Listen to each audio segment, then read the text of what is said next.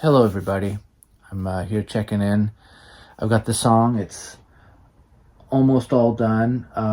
Just need to do the vocals. I still have to write the lyrics for the vocals. I'm debating on keeping the original ones or write new ones. I don't know. I don't know what I feel like I want to write them about, or if I want to keep the original intention or what. But got that, and the bass is recorded, but I want to re-record the bass with my brother's bass. So I spent yesterday setting up his bass, and it plays really good now. I compared it to my Fender Mexican Standard, and like it sounds like about the same, but just a hair brighter, and it plays fairly nice. I mean, it's not as nice as my Fender Mexican Standard because it's a Squire made in China, but it's nice enough. I only play bass when I record, so it's like I don't need like a really great bass. It sounds almost the same.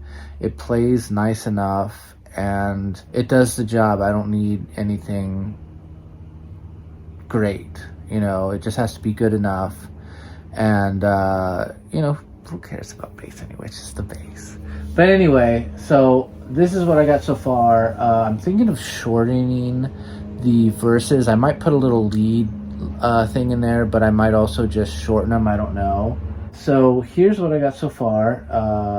I'm gonna play you part of the chorus. I'll sing along a little bit. I don't remember what the words were originally, so I'll just hum along and then see how it sounds all together. I'm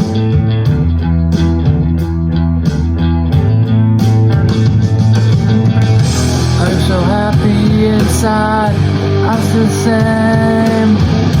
I'm really happy when it rains. I'm just happy inside, it's the same.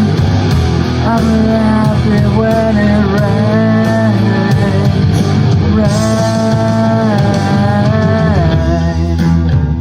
So that's how the chorus kind of goes. I don't know. I don't remember the lyrics, and I'm probably going to rewrite them. So, whatever. That's how it goes. Hopefully, it sounded good because usually it takes me a little while to get warmed up, and I'm not that good of a singer anyway. So it's kind of like I'm bandaging my vocals together. But yeah, that's what I got so far. I got a little middle part. I got, an end part, a beginning part. That's how songs work. They have a beginning, a middle, and an end, and it's great. Here, let me show you my brother's bass. Here it is. It's Squire P bass, Affinity series, made in China back in the late 90s or early 2000s, I'm not sure. But as you can see, all the stickers are upside down. And the reason why is he would actually play it upside down. And I have to hold it up to show, but he'd do this. And with his other hand, this is going to be hard, he would play like this, his hand over the fretboard like this. As he did this, he'd be like, do. So my friends were buying instruments, and we jam sometimes, and he got this so he could jam along with us. He's like, oh, I'll play the bass, and my buddy Eric got like a Strat with a humbucker in it, and he got the bass so he could jam along with us. And I guess he stopped playing. I haven't seen him play this thing in a very long time. This was actually on my band Halcyon's first album. The guy who was playing bass was using this. He was our drummer at the time, Tony's friend, who came out here to play bass for us, and then kind of had a falling out with Tony, so that meant we had a falling out with him. So, but yeah, it's a cool little bass. It's my brother's bass, and I'm never going to get rid of it. So when I get a chance, I'm probably going to sell my Fender precision bass. They sound close enough. This is like a hair brighter, but I think it's like they're close enough where it doesn't matter, and you know, I only play bass when I'm recording, and you know, most of the recording time I put into guitar, so it just has to be good enough, and you know, this is good enough. So I'll probably get rid of my other bass and just be playing this one, because after the setup, it just plays great. The neck feels good. It's a great bass. It was funny though when I was fixing it though. Let me see if I can. So see the tuners here, right? They got 4 screws, right?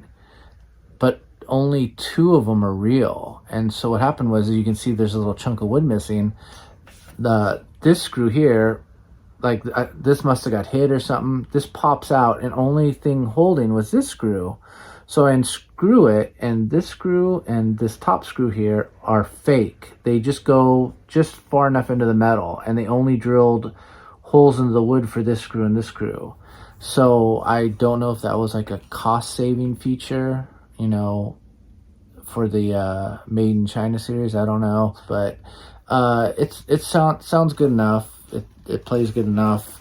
It is good enough. So I'm gonna probably just, this will be my bass from now on. And I'm working on the Strat right now. I gotta replace the pickups, and then I got to I'm probably going to replace the whole bridge, because the saddles are all rusty. And so my brother left the thing in a shed, and an outdoor shed, and I told him not to, and it got covered in rust. And so I already replaced the pickups and the pick guard, but I don't like what's in there now. So I'm going to get another, and the pick guard didn't fit right. It was like one of those 920D like pick guards. So I'm gonna order a new pick guard for it. I'm probably gonna get some Fender 5762 pickups. Then I'm gonna replace the bridge with just a standard Fender bridge, like $22.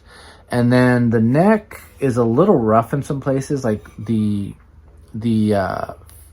finish, the over it, like chipped off. Like I don't know if the wood swelled up in that when it was out there in the shed or moisture, but it was just chipping off in chunks. So there's like parts of the neck that feel a little rough on the back, and then on the fretboard there's parts of missing finish, and it's like it's playable for now. And I know the tuners are kind of cheap, but like, so but they still hold tune. So I'm just gonna, if I want to change the neck, I'll buy new tuners, and if not, I'll just stay with the tuners for now, because they seem to be holding tune. But because the neck and the body were supposed to be American made, and because I think there's like a fire in the Mexican plant, so it's American made body and neck with foreign parts.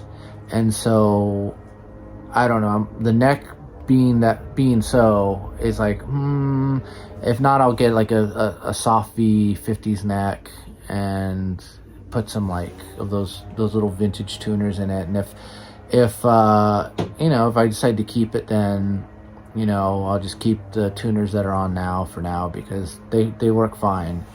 It's just really how I feel about the whole neck in general. And I'm just gonna, this one I'm keeping stock, everything, upside down stickers and all. And that one I'm going to, basically upgrade until it's like a wonderful Strat, because I don't own a Strat, I just own 2 tellies, and he didn't really sticker that one up. So this one, he just, this is what he played most. That other one, it was funny, like, we used to know this guy Kurt, and he had a liquor store, and a lot of kids would sell their guitars to him and stuff, or their instruments for spare money for I don't know what. And so he always had these like, oh, here, I'll sell you this guitar for $40. And that guitar he offered me first, and back then I was like going, a maple fingerboard, ew, gross, and so I turned it down, and my brother bought it, and I ended up buying a Squire from him that had a rosewood fretboard, but it was obviously not the prize. So I ended up with it now anyway, but unfortunately, but yeah, like I'm gonna fix that one up, and that's gonna be my home guitar, because I have the tremolo set for floating, and in Halcyon I do drop D and standard, so I can't have a floating bridge. And I'll probably use it for a lot of my songs, so because I think I'm just gonna do all my songs in standard, and the ones that aren't in standard I'm gonna transpose to standard. So that's it for now, and I'll catch you guys next week. Have a good one.